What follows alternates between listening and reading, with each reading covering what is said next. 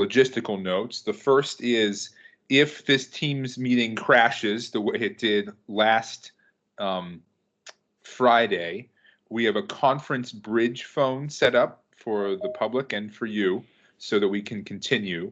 The number is in the chat on the right, or if you're on the phone, the number is 907-273-5190, and the participant code is 721227#.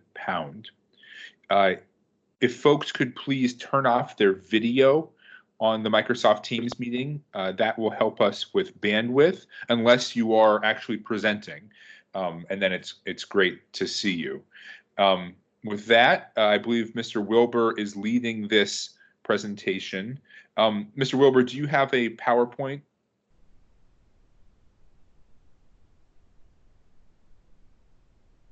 Let's see. There it is.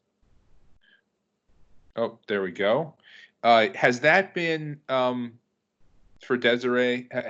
Was this emailed out to everyone? Yes, I just sent it out maybe 15 or 20 minutes ago to everyone.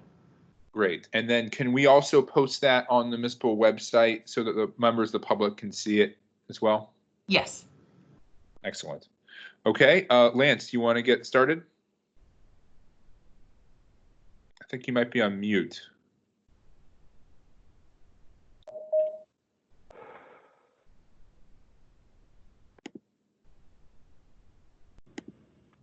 Sorry about that. I was on mute. Thank you, Mr. Chairman.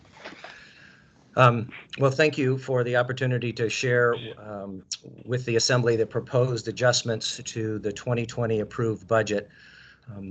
As a reminder, this is an adjustment to the budget that we approved back in November. And so what I'm going to do is walk the Assembly through the changes that are being proposed. To Lance, do that, Lance, I'm sorry. One thing I forgot to do. We need to do a roll call. Yep. Ms. Camacho, could you lead that? Yes. And actually, before you do that, I'm getting a text from an assembly member, two assembly members, stating that they can't get in onto the line. Is there a different call-in line for this one? So this number is same phone number, 907-519-0237. Okay. But the conference ID is different. It is 574. 574. 759. 759. 740 pound. 40 pound. Okay. I'm going to let them know. And I will proceed with roll call if that's all right. Let's wait 30 seconds to see if they can do that. Okay. And then we'll do roll call.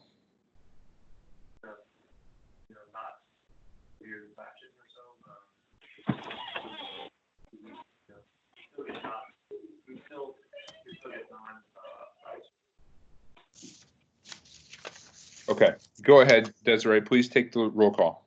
Okay. Mr. Constant. Here. Mr. Dyson.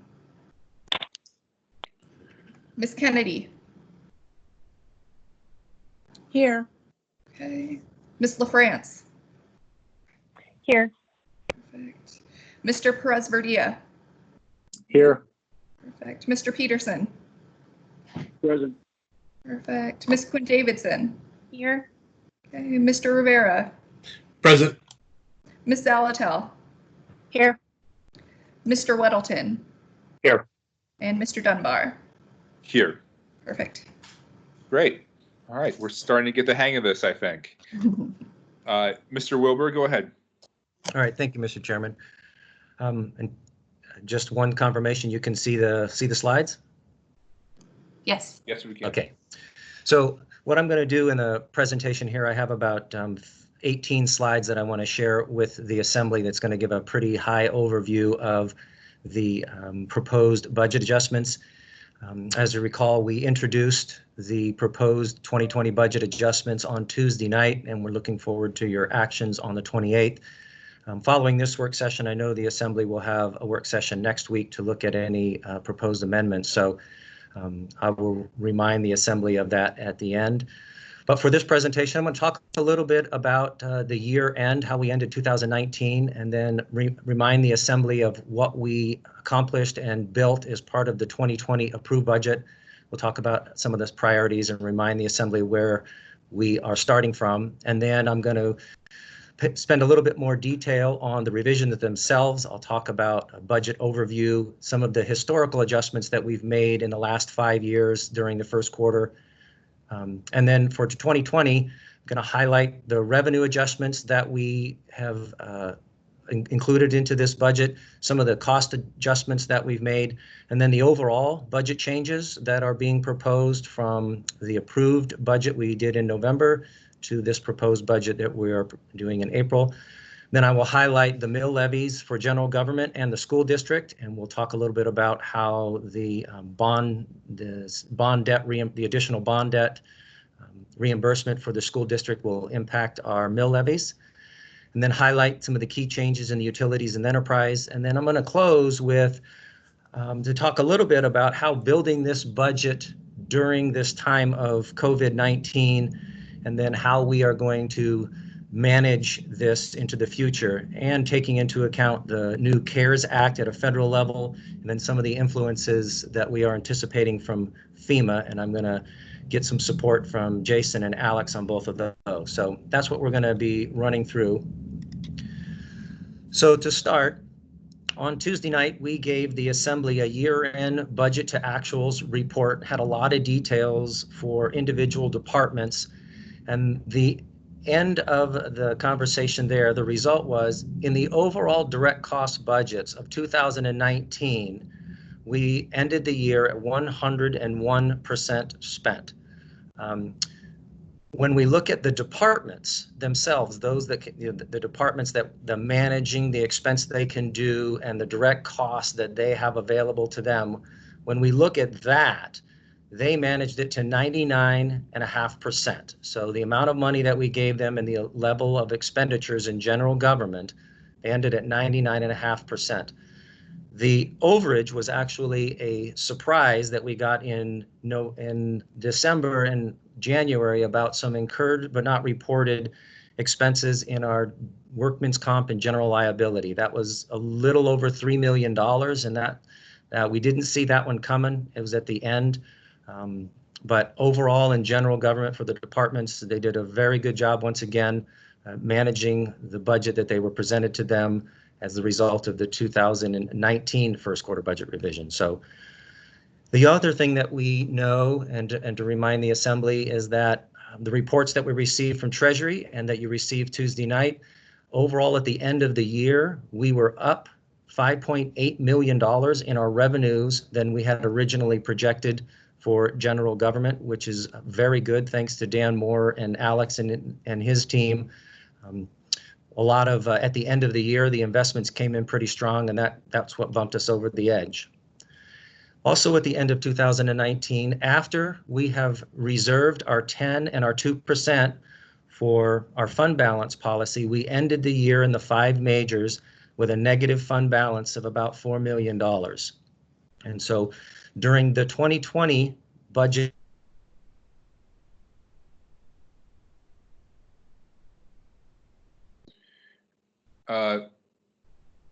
Lance, yes, Mr. Chairman. Lance, I think you froze there for a little bit.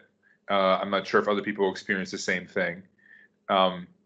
You had just finished talking about revenues, and we're starting to talk about fund balance. Oh, my apologies.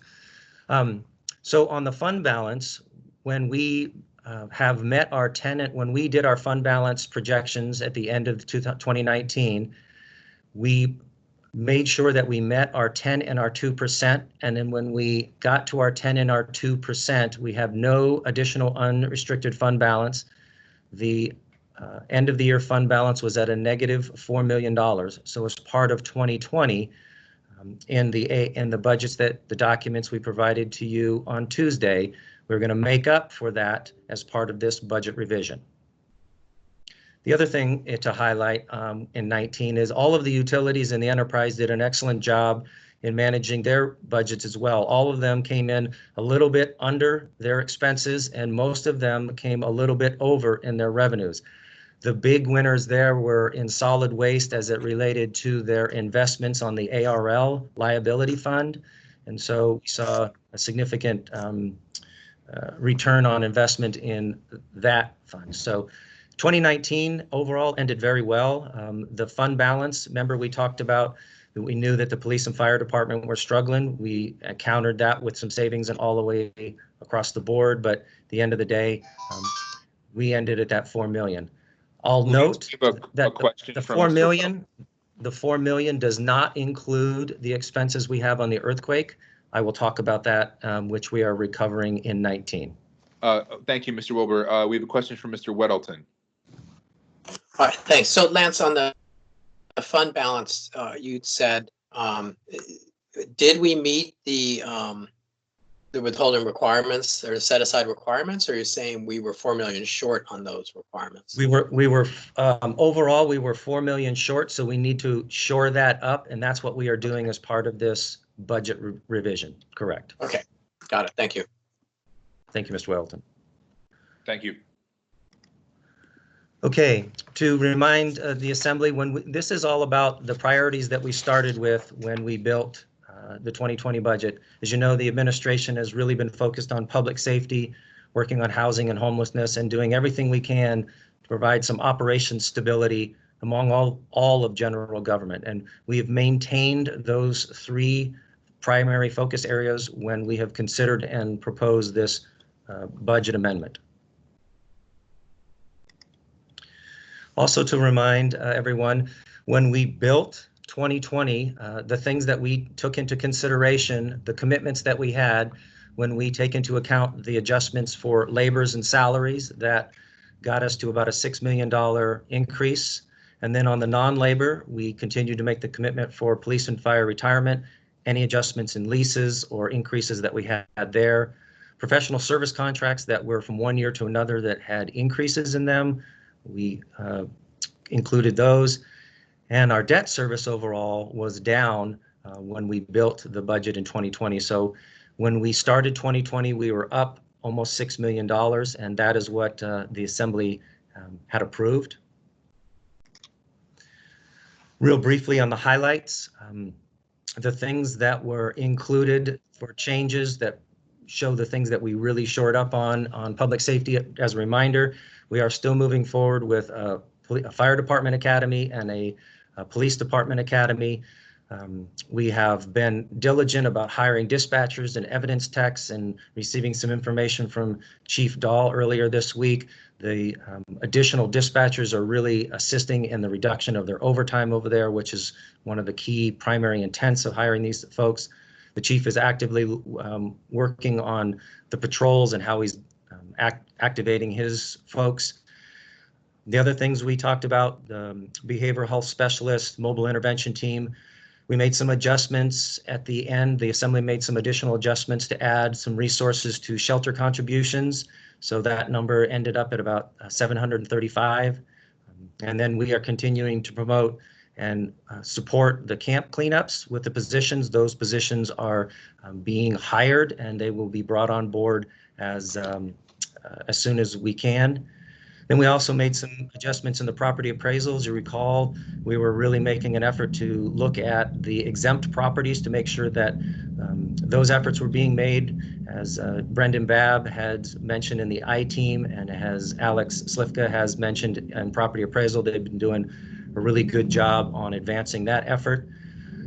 As you recall, we did have to shore up some work in our fleet for parts. For transit, we originally started with about 185,000. Then the Assembly and the administration agreed to add $250,000 for a new route by the library. So that is still on track to do those.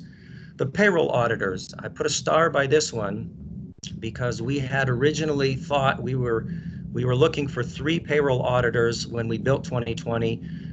At the end, at the approved budget, we only added 2. In this adjusted budget, we are going to request that we add that 3rd auditor. We added some money for women and infants and children's program. And then we had a miscellaneous things on the I-team. On I-Team, again, we requested 2, we added 1. We talked about adding the second one as part of this process. We also had some work in the Assembly office for interpreters and a variety of other things. So the sum of those was an additional 1.3 million. So at the end of 2020, we added $7.4 million to things related to public safety, housing, homelessness, and operations. So that is our base that we start from when we start looking forward to the adjustments for 1Q. So the things that we look at when we do the first quarter budget revisions is, we are interested to see how the state's budget might be influencing us. The state's budget on the operating side can influence us in several ways. Can influence us in the amount of grants that we may be getting or some changes they may be receiving there. It's still uncertain to how that might end up at a state level, but we are taking the best information that we have, the programmatic grants that we receive from the states. We are assuming that those are going to move forward. This budget does not include any state money or any budget money that might be coming from the legislature that could be supporting COVID-19. We will be talking about that at the end. This budget is built on the spending and the revenues of the information that we know and the projections that we can predict. So looking forward, we will probably need to make some adjustments. The other thing that we look at is municipal assistance, our revenue sharing. We built the 2020 budget with $4.6 million in it. In this proposed budget, we are going to keep $4.6 million at this time. We assume that that money will be coming to support our services. The other things that we look at is as Mr. Weddleton mentioned, we want to make sure that we present a budget that preserves our 10 and our 2% in our fund balance. That maintains our bond rating so that when we do need to borrow money, we continue to get a very good rate. Obviously, there's lots of changes that could happen in the market, but we're doing everything we can on our end to make sure that we are doing everything that we can do to maintain that positive bond rating that we have. Mr. Wilbur, we have a question from Mr. Weddleton. Yes. Thanks. So a couple of things on the revenues. We'll have some dramatic changes. I guess they've already started, but hotel bed tax should go down, I expect appreciably with a variety of factors. Car rentals would probably go down, and those offset property tax. I'm going to get to those, Mr. There may be Weddleton. others. So revenues. I'm going to break down that 6.7 million on the things that we know are going to change and how much. And this was at a point in time. So, and then we're going to talk a little bit more about that at the end. So you want to just wait a couple slides. I think I can break down some of that for you. Okay. Overall, on the budget, the direct cost increase, and we'll sum this up for the entire budget, this proposed budget would be an increase of $1.1 million. And then when we adjust for the tax need and the mill rates, it will go up about $1.2 million. And that's a combination of things that we'll talk about when I get ahead. Okay. So a little bit of history on our first quarter budget adjustments, just as a reminder. So for the last 6 years, when we've put together first quarter budget revisions, we started off early by adding additional resources to support our public safety and shore that up. The key in the decrease in 2018 had to do with, that's when we put in a lot of the residential tax exemptions, and we had some other changes there. Last year, we added a little under $2 million as part of our first quarter budget revisions, and this year, pardon me, we're asking to raise it by about $1.2 million. Some of the revenue adjustments I'll talk a little bit about, but key to the revenue adjustments were some adjustments in the revenue, the trust, contributions from other places, and some increases in MUSA and MISA. So let's get into a little bit more detail. So the first thing that we do, and this is in your AM support, and it's broken down by each individual line item, but I'll I'll summarize them here. The couple things that we do when we build this budget is we work with Treasury, we work with property appraisal, we work with finance, public finance, and inside the departments, we look at our revenue adjustments and any changes in our costs. So on the revenue side, we looked at the latest projections we received from public finance and the CFO's office about the contributions to the municipal trust. This is the amount of return that we would anticipate to receive in 2019 to support our budget. That is based on a $242 million contribution to the trust at a 4.5% return over the last 2 quarters. So that is estimated to be a little over $3 million that would be supporting general government services. There was, when we asked the utilities and enterprise departments to re-examine the MUSA and MISA payments that they would be contributing to the municipality. That's a little over $900,000. As a reminder, as this number goes up, the amount of property tax that we would need to do, because this is inside the tax cap, that number would go down. The other thing that we assumed is we made an assumption that the MLMP sale transaction will go through. We assumed that that date of transaction would occur around August 1st. So there will be costs that will incurred after the sale, not before the sale, that are related to IGCs. So some contributions from, and for budgeting purposes, from the MLMP after the sale would be related to supporting the intergovernmental charges for those services that are in place here. We know that we're going to have some activity afterwards. So that we made an assumption that there will be a need to support those intergovernmental charges that include SAP contributions, operating, and then internal operating expenses. Obviously, this could change, but this is the target that we used for budgeting purposes. Settlement recoveries, we have, these are, if we have a settlement or a litigation where we have a recovery, we include that as a revenue. You'll see that'll be a net cost decrease on the next page. Some contributions from other funds. This one happens to be, we are going to, we had a capital project that was charging to operating, and we are going to put those funds back to the capital and free up some operating resources, so that provides revenues here. From the information we have from Treasury, we do anticipate that marijuana sales tax will be up a little bit, and that our costs of issuance of refunding will also be up a little bit. So in summary, the revenue increases net to about $8.8 million. However, Lance, on the reciprocal, go ahead. We have a question from Ms. Zolotel. Go ahead. Thank you, Mr. Chair. The contribution from the MOA Trust Fund, have we not seen, I guess I need to know a little bit how the trust fund works in terms of anything with regard to the market, because the market's been really volatile. I think we can get you some information if Mr. Slifka is on and he wants to jump in. I'll answer it. So the trust fund dividend is done by formula. It doesn't directly relate to what the return is inside the portfolio. It's set at a limit. And what this budget anticipates is that once the MLMP transaction is approved, and the deposit, which we are currently estimating at $244 million, is made into the trust, then based on a payout rate of 4.5%, that's how we get to this estimated change in terms of the contribution from the MOA trust. So it's purely based on what the interest rate we use to make the payout. It is only based on market fluctuations over longer periods of time. Thank you. Thank you. Let's see here. Yep, go ahead, Mr. Wilbur. Well, thank you, Mr. Chairman.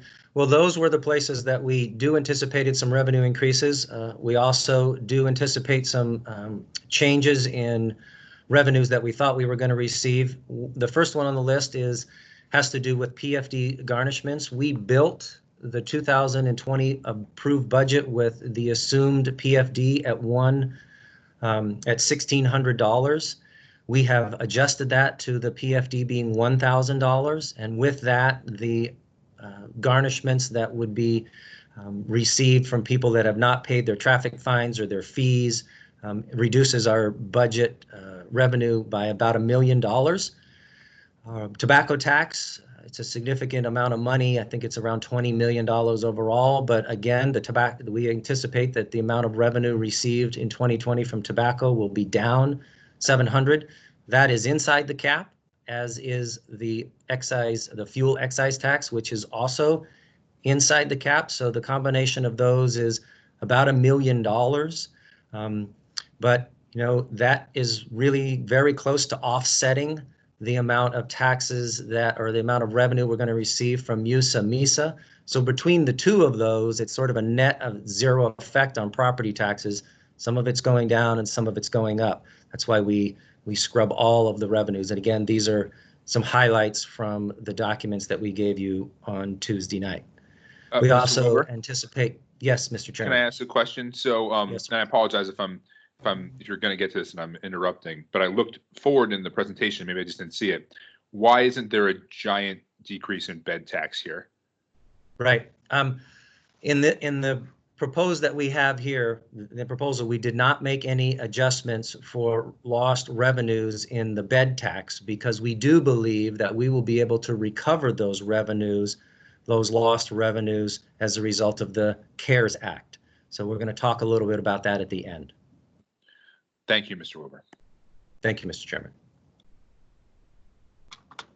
So the overall revenue adjustments when we built this proposed budget is an additional $6.7 million in additional revenues.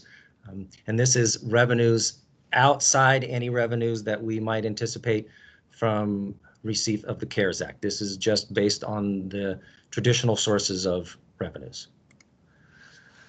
So the adjustments that we made every year, we do a very thorough and methodical effort to look at the costs of our labor, our medical, any changes to our labor unions, any adjustments that might have been made since in the last 5 months since we've approved the budget, any changes in leases that we weren't aware of. And these are really things that we did not see when we built the budget. These are not additions to things that we'd asked for and that were not included. I did mention earlier that we had a settlement recovery that will be an adjustment to our tax cap, but this one here is a recovery, so we're going to receive it from one place and spend it in another. We do know that the workman's comp and general liabilities claims and insurance late in the year, we do anticipate that we're going to need a little bit more money to shore up our fund there and the risk management to make sure.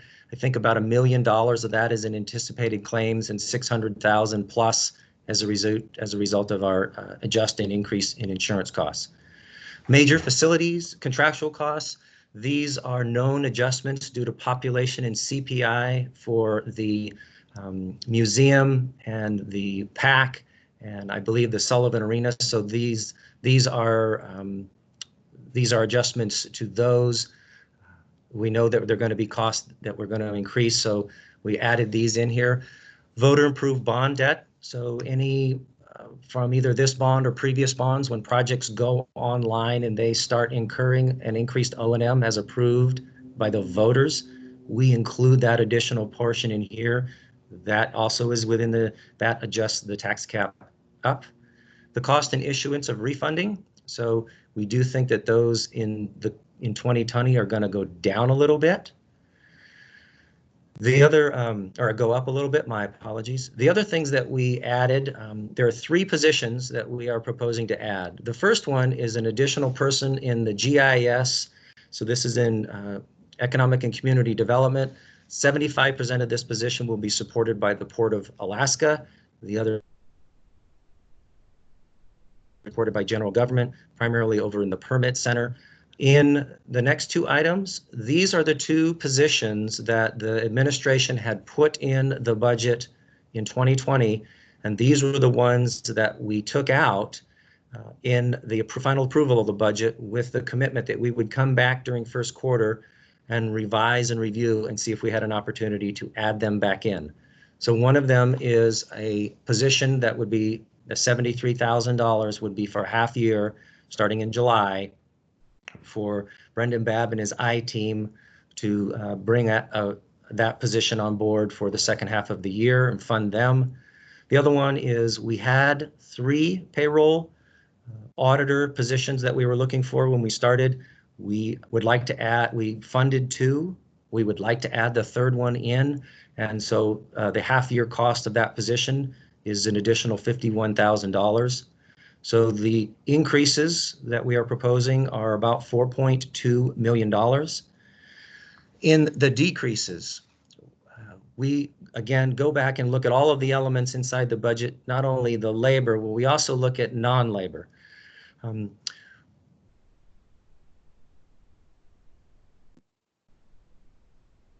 We've impacted our budget in 2020 since January. What we have seen is the amount of money that we have budgeted and historical actual spend in January, February, and March. We took a look at that for the last 3 years and how that compared to this year. And it has been going down significantly January, February, and March. And then the first price pay that we see in April was down almost half of what we had budgeted. So what we did here is we looked at all departments' fuel budgets and we reduced it across the board. The collective amount is about $900,000. The method that we use is we took the average price of the first 3 months and we kept it there. We assumed that the numbers are going to be down in April, May, and June. And then for the remainder of the year, we then brought the anticipated cost of fuel going back. Lance, we have a question from Ms. Kennedy. Thank you, Mr. Chair. My questions were back up under, yes, if you don't mind, back under the vote, well, a couple of them there, but one of them specifically, the voter approved bond operation and maintenance increases.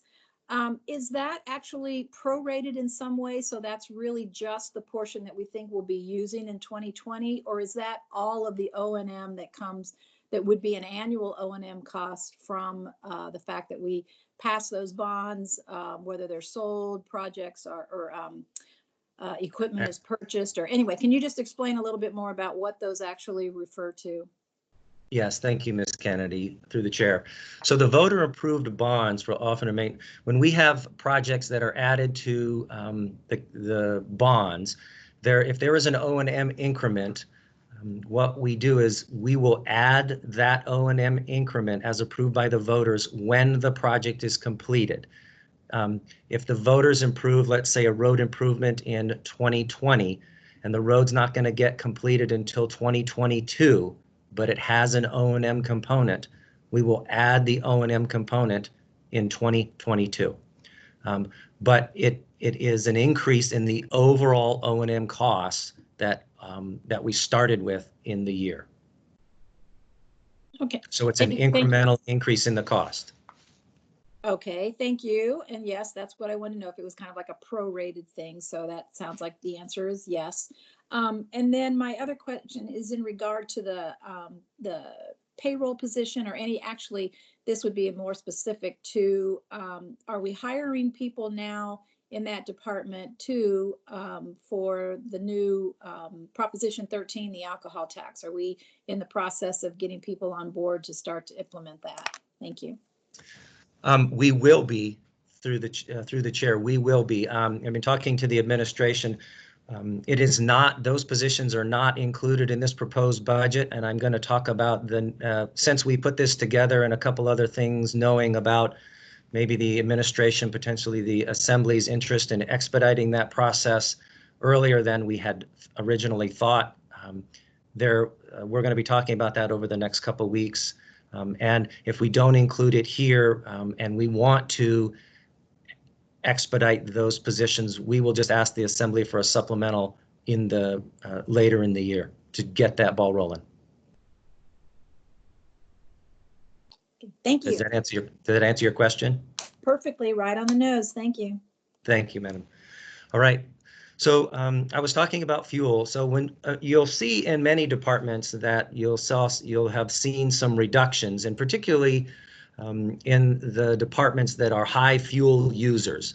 I'll just take, for example, the transit department. Transit department is a high fuel user, and the amount of fuel that they use, if the price is going down, the reductions that you see in transit are primarily all related to fuel.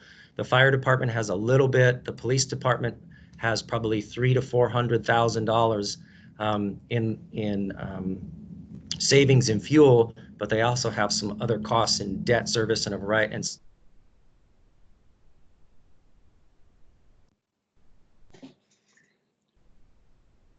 some other things that we took a lot of care to examine.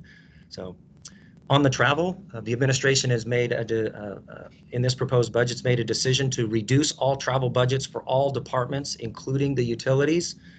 We know that there are some departments that if they have to travel as a result of their job, if they have to they have to travel for legal reasons, or if they have to have some specialized training to keep a particular plant open or something like that, there will likely be some exceptions made.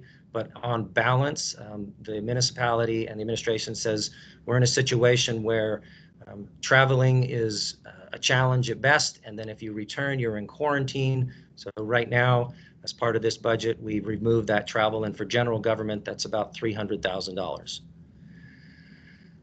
In addition to those, we still, in order to get to a balanced budget, we needed to look at places where we had either vacant positions that we might be able to leave open or remain open for the remainder of the year or delay the hiring.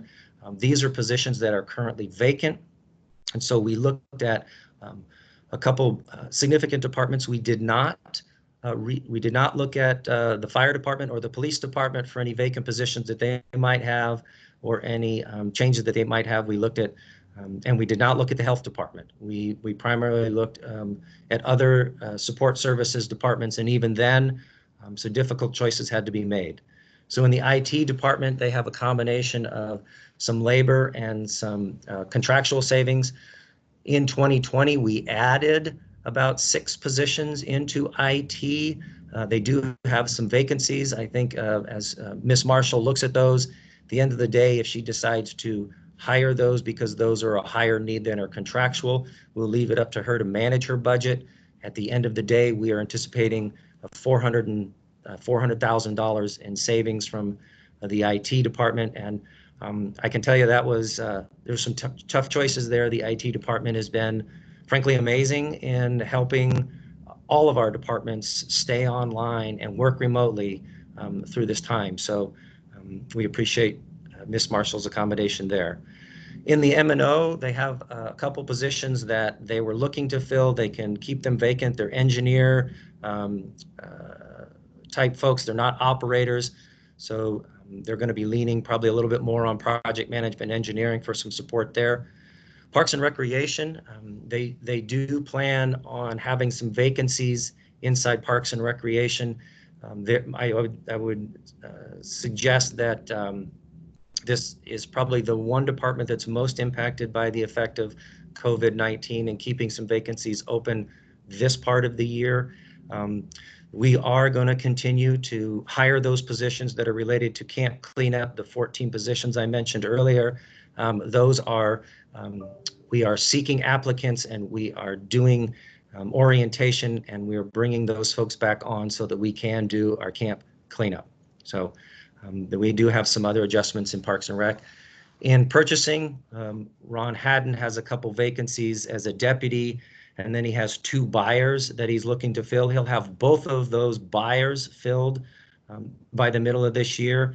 But since it's going to be 5 to 6 months to bring them on board, we are going to show some savings by not funding those positions for an entire year. So a combination of the deputy and 1 buyer for a year gets us to 207. Traffic, they also have some vacancies here.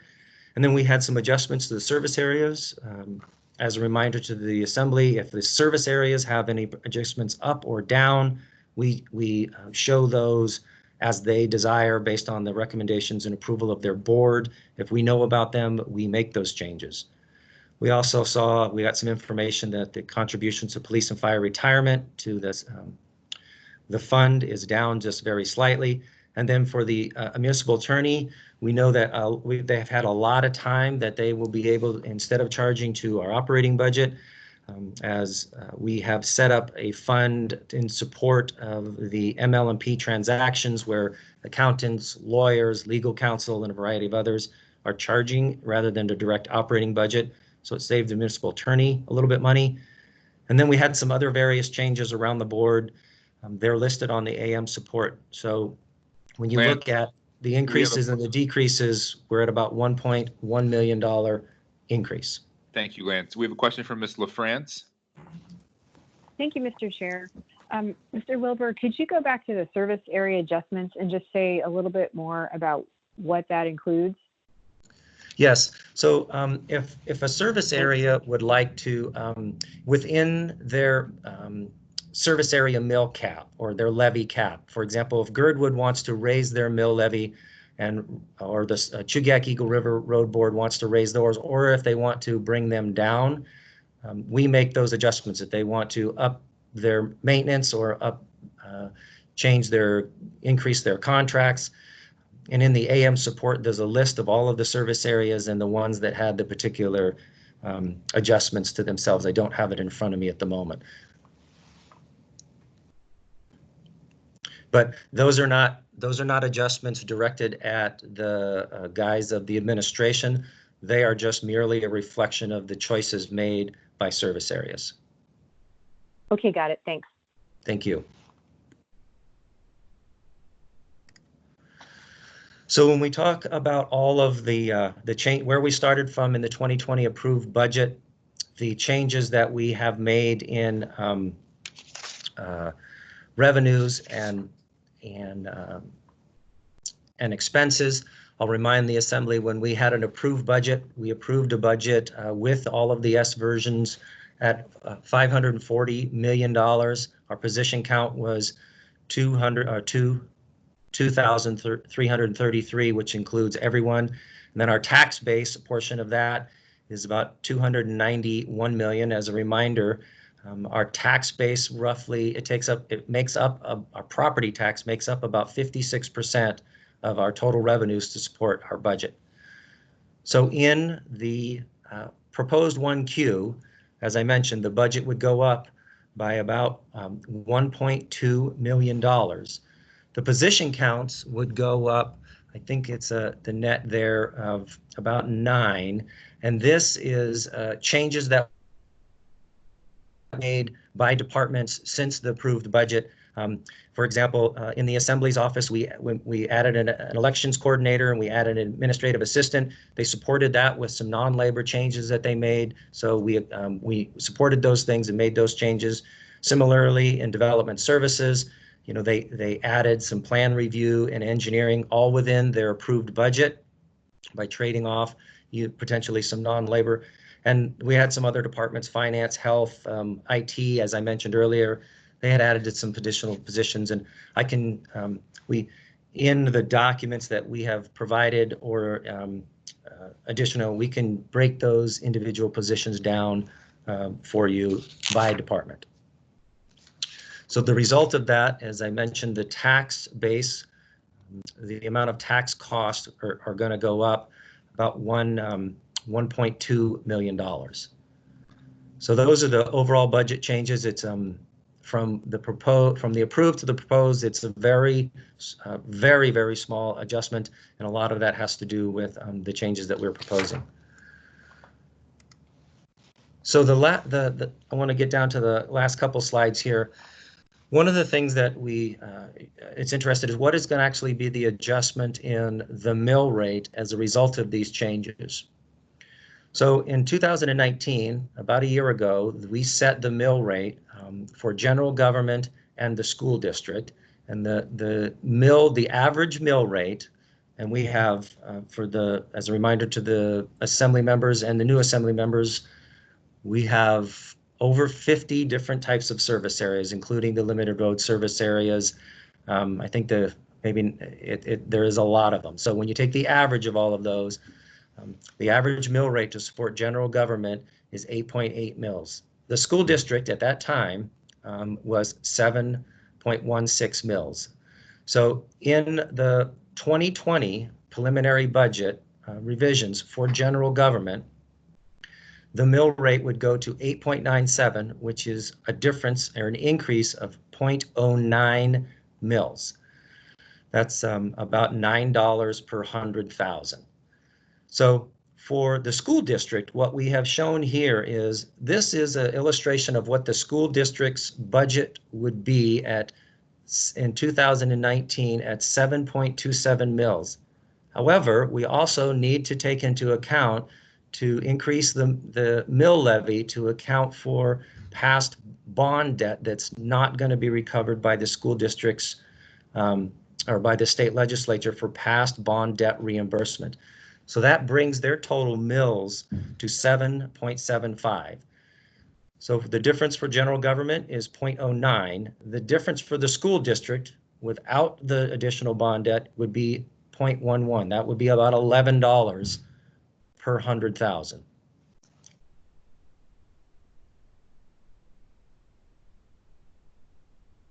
Approved, it would be an increase of 0.59. It's a substantial increase, primarily as a result of we need to manage and take care of that bond debt. So the cost per 100,000 for general government is a total of $897. The total cost for the school district is $775 for a total of $1,672 per 100,000. So for general government, the increase would be less than $30 for the average home, and for the school district, for the average home, it's about $180 increase. So a significant increase. On the side are the key factors. When we create the mill levy and make the adjustment, we do look at new construction. Our new construction is up a little bit. Our debt service is down. I talked a little bit about the tobacco being down. That's inside the cap. Our MUSA and MISA is up. I just talked about the bond debt. And then assessed valuations are up slightly. So with this proposed budget, these would be the mills that are being, that would bring forward to the assembly, and as illustrated in the mill levy documents that we gave the assembly on Tuesday night. All right, so I'm going to move on to the utilities. So we had a Lance, little I'm bit of sorry. change. Lance, Yes, before Mr. you do that, Lance, Yes, we have sir. a question from Mr. Weddleton. Yes. Hi, Lance, thanks. So I'm trying to see, we need to fill in that $4 million for the fund balance, and where does that fit into everything we just saw? We started filling that hole as the very first thing. When you look at your AM support, we start the budgeting process to find out how we are doing in our fund balance. So the first thing we do is we fill in that $4 million hole. And then we start looking at our revenues and see how that, turns out. And then we look at the new expenses, and then we start taking things away, or we start reviewing our revenues. So in the AM support, at the very top, you will see, and I think the number's like $3.9 million. I rounded it up. But that's how we start building this, is we make sure that we shore up that 10 and 2. So your answer is, John, read the AM. That works. No, that wasn't my answer, but that could work. It seems like it would work. Thanks. It's a good question. Thank you. Thank you, Mr. Weddleton. Mr. Wilbur, we have another question from Ms. Kennedy. Yes. Thank you, Mr. Chair, and thank you, Mr. Weddleton, for keeping us humble. I wanted to know, and I don't know if this is a good time for this kind of a conversation, but this is something that's just been weighing on me for a while, and I've alluded to it a few times in some of our recent meetings and that is trying to get at what we think is going to be the potential shortfall of property taxes. And, you know, obviously we know that there are people that aren't working and they're not paying their rent, so they're probably not going to pay their taxes. And I certainly understand the fact that there are people, probably about, I understand about 75% of the homeowners, you know, regular residential property taxes are probably secured right now through the banks with the mortgages that people have. And so the funds for those particular taxpayers is probably available, but we have a lot of commercial property out there. I had a bit of a disturbing conversation with John Sims, the president of NSTAR. I guess that was Wednesday. And he was telling me how many large commercial facilities and even some national companies are already telling them that they're having trouble paying their bills. So that leads me to the assumption that if they can't pay a gas bill, then they may very well not be able to pay their taxes as well. So I know there are certainly more brilliant minds out there in the economic world than I have. So I'm wondering if there's been any conversation with any of those economic analysts and the financial experts who are possibly coming up with a number right now of people that they believe or businesses that they believe will not be able to pay their taxes, because we're really relying on what we think we can collect. But what kind of conversations is the municipality having right now about what realistically they think now? So I mean, we're looking at all of the options, as I think the administration's been making changes to everything that we could possibly do to support small businesses, large businesses, individuals on, you know, either whether it be a fee reduction or a delay in payment, but on the property taxes. We have not projected that the overall amount of property taxes collected by the end of the year are going to be less. The challenge is if we knew that, the modeling in which we would have to project, I mean, what the basis is sort of unknown, or and we've been talking to other communities and other jurisdictions about how the COVID could actually affect their overall budget. And the good news is, if there's good news in Anchorage, is that the communities that are not heavily reliant on property taxes are the most, they have the most unknown about their revenues. If it's significantly weighed towards sales taxes or some other forms of revenue, we're all sort of juggling it. There is a distinct possibility that the amount of property taxes that we get at the end of the year are less than we project. We track that as much as we track that diligently with Treasury. If for some reason the numbers are coming in less, we're going to have to make some adjustments at the end of the year, either in our fund balance, or we're going to have to make some other adjustments in our other spending by turning it off. The other side is there is a reasonable assumption that loss of property taxes is loss of operating revenue to local governments and the state in some cases, where the CARES Act can help backfill those losses. And the way in which they do that is they're going to look at our historical revenue receipts from those sources and the amount that we have budgeted for those sources. And we're going to show them that if we budgeted $292 million in property taxes and we received $282 million, we're going to have a very strong case to backfill those loss in property taxes with revenue from resources from the CARES Act. And I think Jason and Alex are going to help me jump in at the end, but that is our plan moving forward right now as we're building this. As Mr. Weddleton mentioned, bed tax is, without any cruise ships in town and no tourists in here, we can anticipate that that number will be less, but how much less? It could be $5 million, it could be 10, it could be 20. Again, we see those revenues come in to support our local government, our local operations, and support the public services that we are providing to keep the city moving.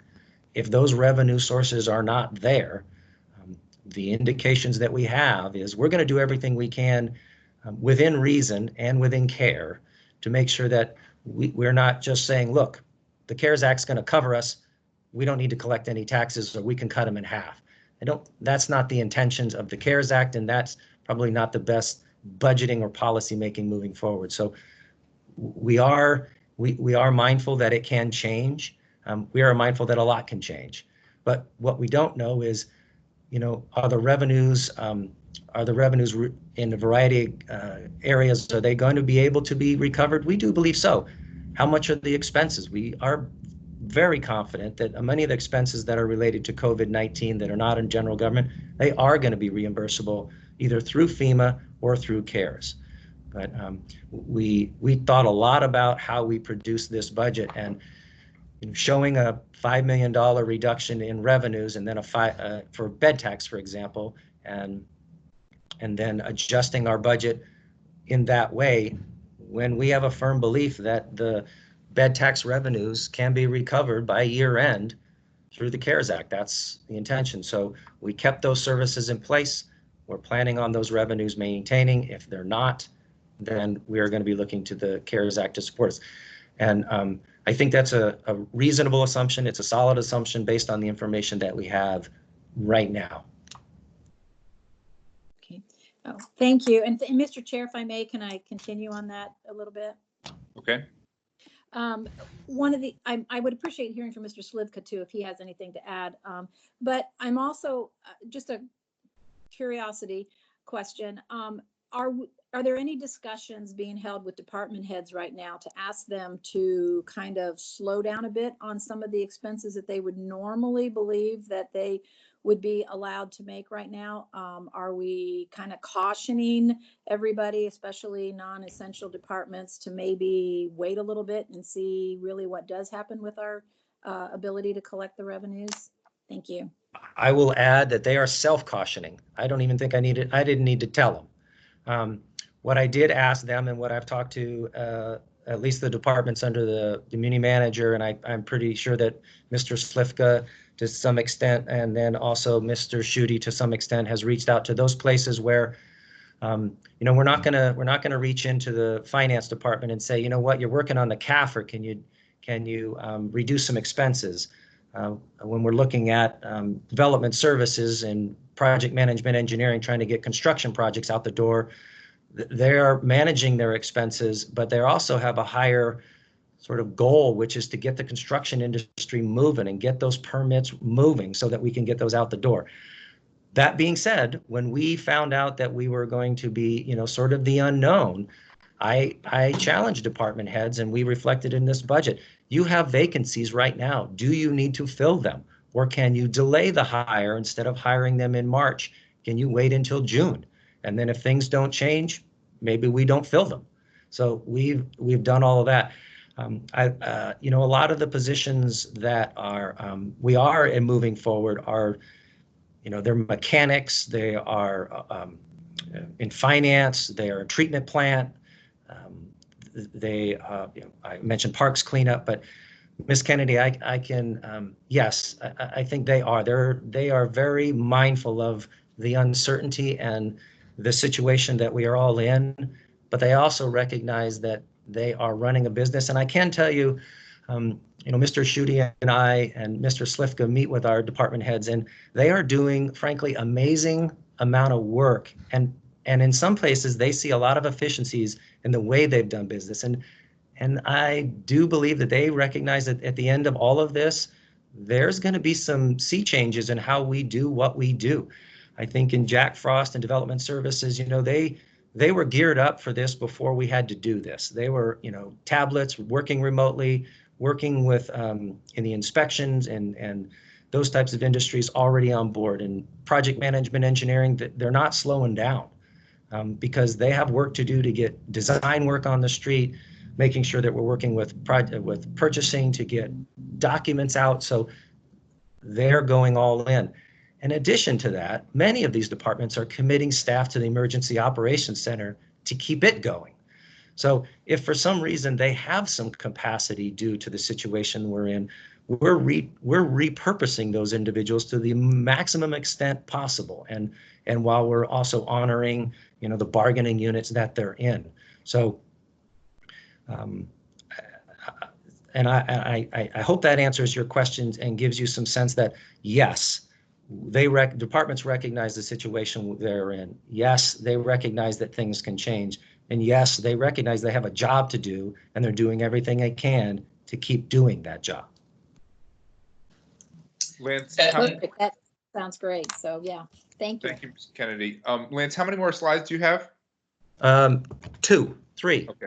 Why don't we move forward? Yeah. Thank you. Did we have 2 hours, or do we only have an hour? We have 2 hours, but yes, we have 2 hours. Okay. So I'll so through the utilities, I'll just highlight here as you know, the Anchorage water and wastewater utility. It's 2 utilities. So in the change in the appropriation side, what had happened here is we had an additionally approved. We had projected that we would have a rate increase inside the water in the budget. That was at the RCA. The RCA made some adjustments to that rate increase, so we moved that down a little bit. On the wastewater side, they had a change in appropriations. I can't recall what the $136,000 was. For Merrifield, they also had a small increase in appropriations when we prepared this budget here. It's pretty minor overall. Municipal Light and Power. What we did in Municipal Light and Power is as I mentioned earlier, for Municipal Light and Power, we built a budget for Municipal Light and Power for the first 7 months of the year through July.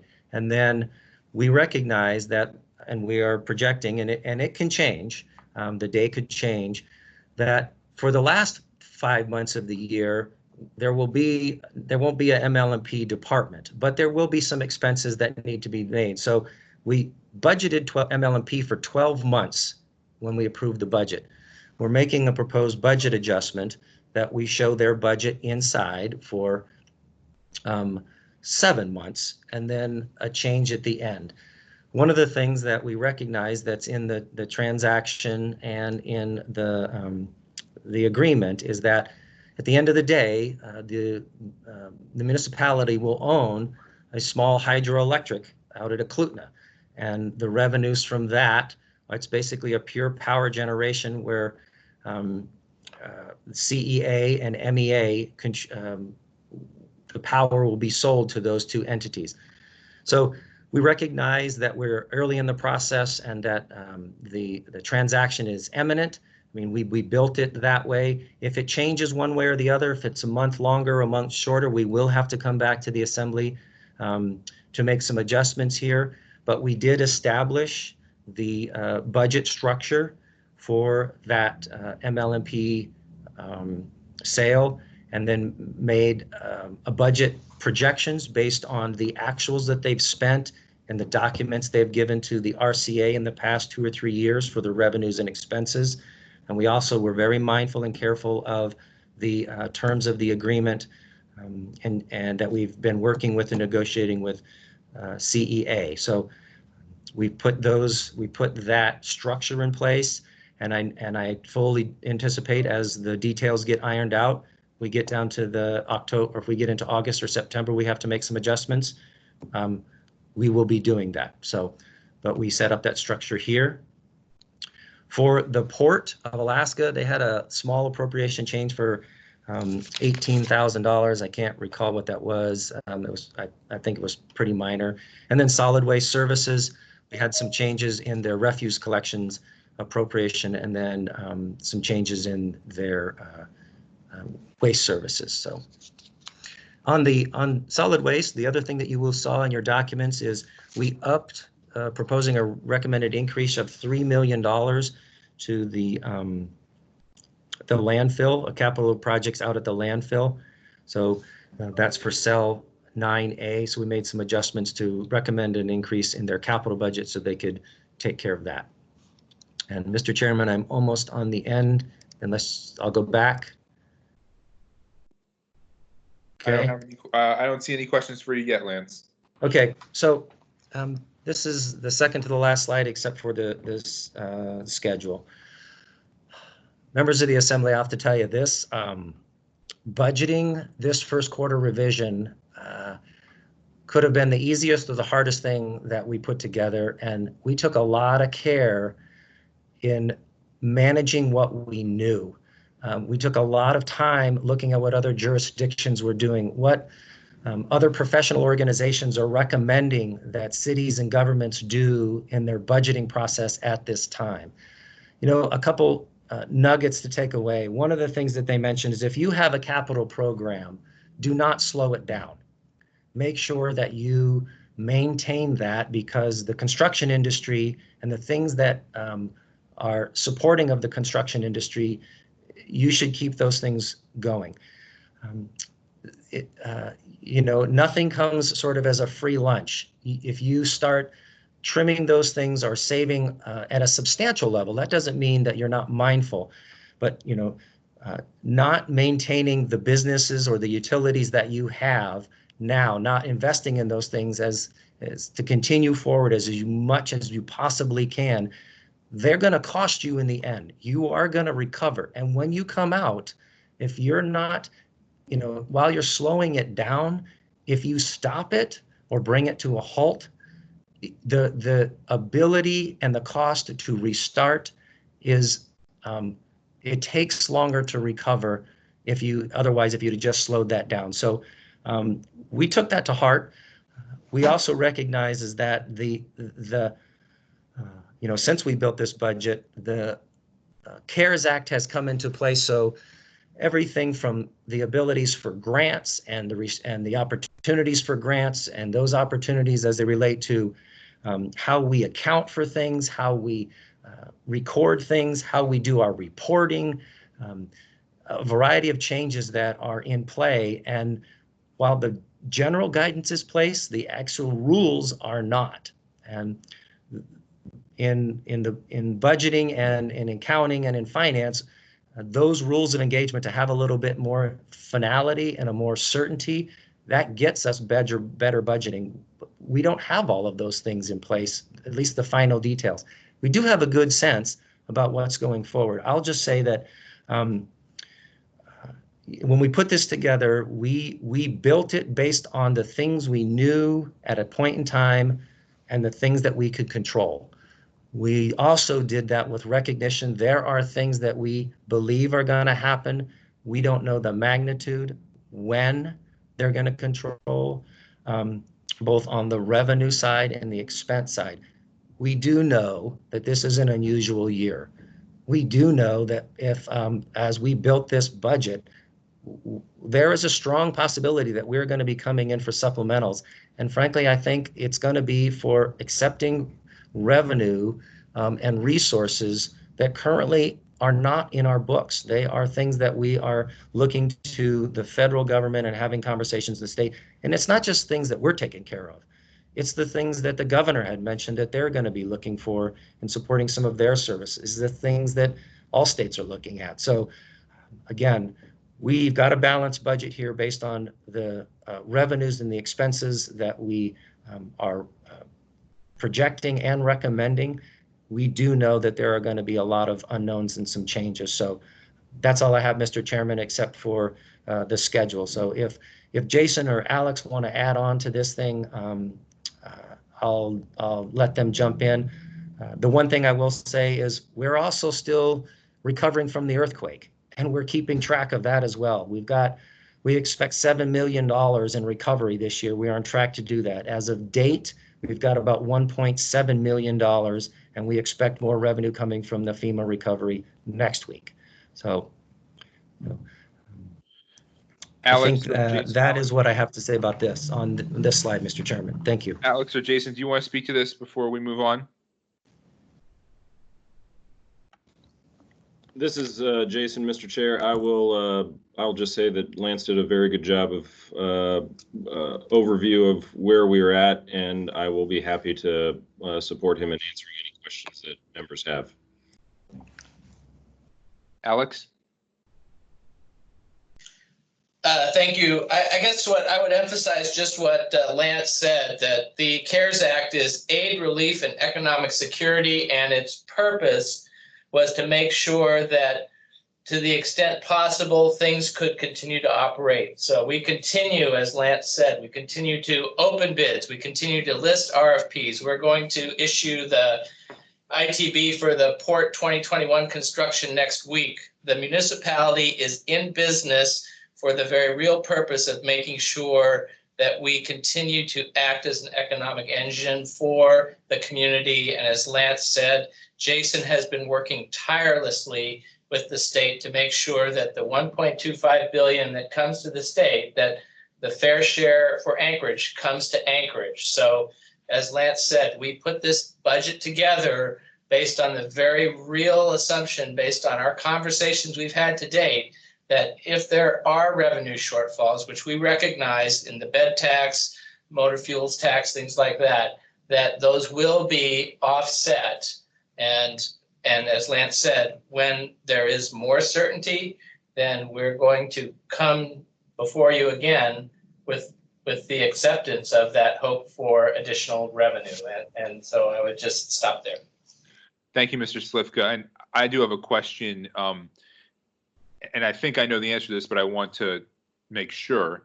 I had heard that there was a cutoff at about 500,000 for population, where you could directly interface with the federal government to receive funds. But I'm not sure if that's about the CARES Act or some other source of revenue. Is that the CARES Act? And then, you know, obviously we're below that. So who at the state are we working through if that is the case? I'll let Jason answer that. Yeah, Mr. Chair, this is Jason Bockenstead, and you are absolutely correct. The way that the CARES Act was drafted in the particular portion of money that was going to states and local governments said that any county or city that had over a population of 500,000 could go directly to the federal government to receive their funding for this. Unfortunately, no place in Alaska meets that criteria. So we have to work directly with the state. And as I'm sure folks on the body and the public have been following, there is some disagreement on the state side in terms of who ultimately gets to make those decisions. Rightfully, probably, there are some in the legislature that are saying we need to be able to appropriate some of these dollars.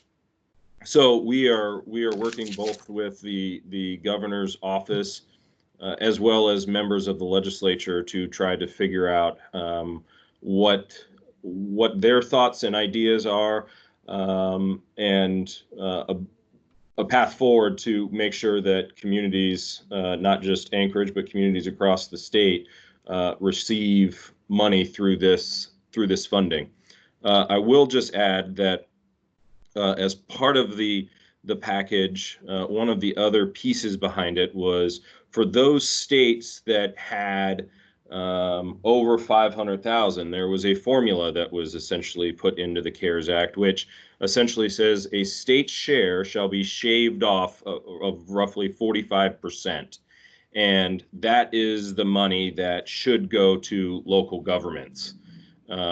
So if you look at the portion or the size that Alaska is scheduled to receive, it is $1.25 billion. If what I believe is the intent of Congress, roughly 45% of that to go towards local governments around the state should see roughly $500 to $600 million come to them through that. So, but that is what we are working on and trying to figure out as we speak, and rules by the Treasury and other language from Congress about their intent is also being written daily. Thank you, Jason. I have a question from Ms. Zolotel. Thank you, Mr. Chair. I just wanted to add that NACO, which we are a member of, and I believe Ms. Quinn Davidson put something out from National League of Cities. It's on both of those organizations' radars, and we can be sure. I know Ms. Quinn Davidson already shared the information. I can share the NACO information, and we can determine as a body if there's anything we can do to support the administration's efforts. Thank you. Thank you. Ms. Kennedy, you had a question? Thank you, Mr. Chair. And just kind of wondering if there's a ballpark figure right now in terms of how much we have spent on the coronavirus. I know those are always hard to track, but I just thought I'd see if there was a number out there yet. Thanks. Through the chair, Ms. Kennedy, we do have the number. I don't have it in front of me. I think I don't have it in front of me, but I will share that with you. We were working on a report to share that with the Assembly. As I noted here, the recovery expenses for staff time and the EOC, those are all recoverable, and we will get the spend available to you very soon. Thank you. Can I ask a question on that, on the CARES Act? So I know some other jurisdictions have started putting people experiencing homelessness into some of the vacant hotel spaces. And I'm wondering, if we were to do that, would that be recoverable?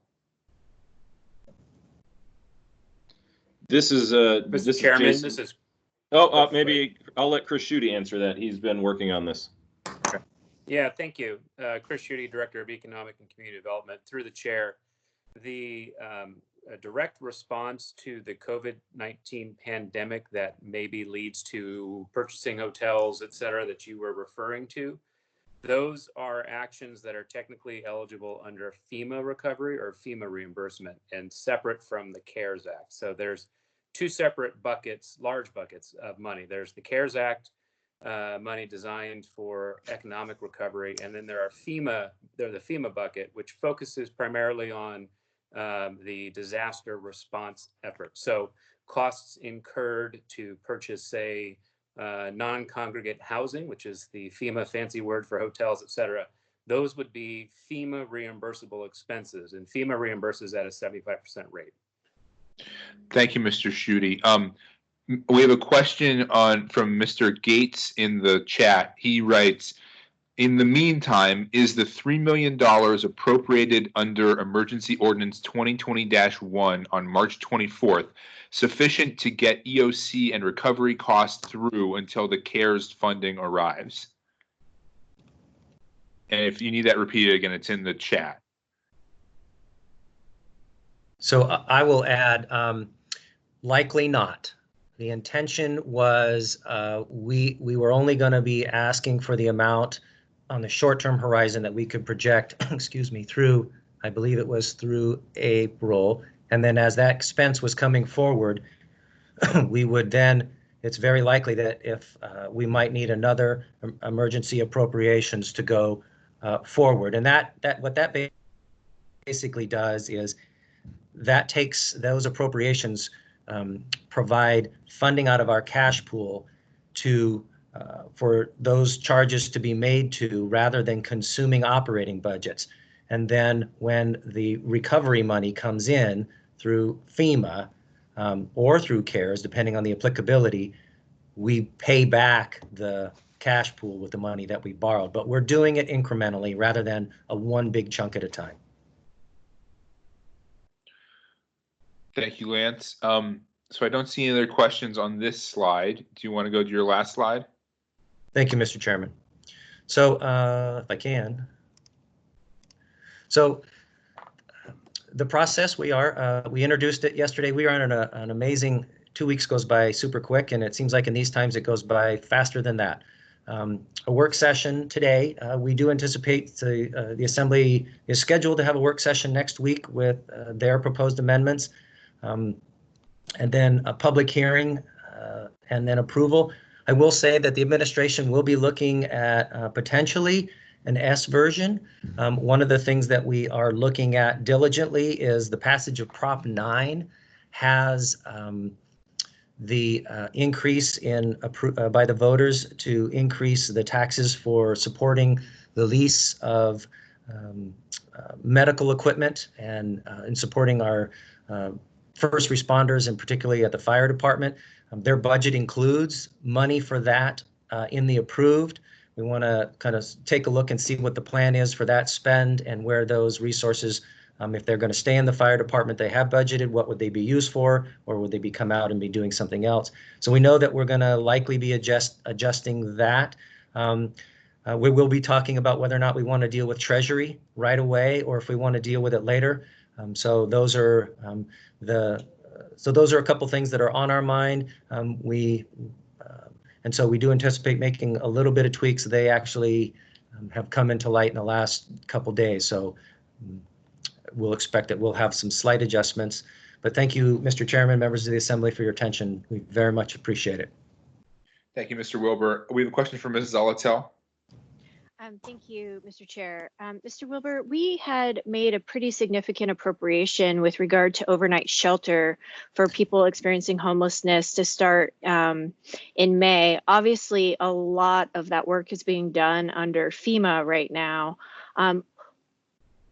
Practically speaking, if we were to want to reevaluate that appropriation, would doing it in the context of this first quarter budget revision be appropriate, or should that really stand on its own? If we have the opportunity to do it as part of first quarter, that would be ideal. If we're not able to do that because we don't have the information or there's some constraint that we're not aware of, we can adjust in the future. Thank you. And I'll throw this question out for Mr. Schutte. I can get the answer offline if it's not known right now, but do we know how long we anticipate continuing mass shelter with likely FEMA reimbursement through, to a date certain, or at least a date in the foreseeable future? Thank you. Through the chair, Assembly Member Zolotel. I can't speak to, I believe by your question you're asking, do we have a set target based on available FEMA funding? And the short answer to that is I don't know, and I don't think so. I will say that throughout all of the planning around both the mass shelter and the mass isolation facility, we essentially took on two tasks when we were planning these out. Task one was the immediate need to stand up or mobilize those facilities when we did that. And literally as soon as those tasks were completed, we moved on to phase two, which is, okay, what's the solution to demobilizing these? In other words, start planning for all of the support work and efforts that would go into moving people out of these mass shelters or mass isolation as the conditions change, so that they do not become long-term or permanent solutions. That was never intended. We do not have a hard date because, like a lot of our policy decisions, they are driven by public health and science. But I can tell you that it is our vision that we will begin planning for the demob or putting pieces in place for the demob as soon as we can. Mr. Chair, may I ask one follow-up with that? Yes, yes, please. Thank you. Mr. Schutte, do we think that the support we may need to help get folks moved on from mass shelter or isolation into other locations would be FEMA covered, or that's something we would need to build into our operating budget? So through the chair, my somewhat limited understanding of eligible expenses under the FEMA declaration is that they have to be directly related to the COVID-19 response. So some of the social services that would go into transitioning individuals out of homelessness may not qualify. But I am not the FEMA reimbursement expert. That's just my understanding of it at this point. So I would anticipate that the effort of moving individuals out of homelessness will fall under a lot of the same funding sources that it has in the past, with, of course, one exception that was approved by voters last week. Thank you. That's very helpful. Thank you. Are there any other questions for Lance or any of the other members of the administration? Mr. Chair, I do have one. Okay. So we heard some concerns last week. In order to ramp up and clear out the Third Avenue site, that we would have to have an additional appropriation. Is that planned for here?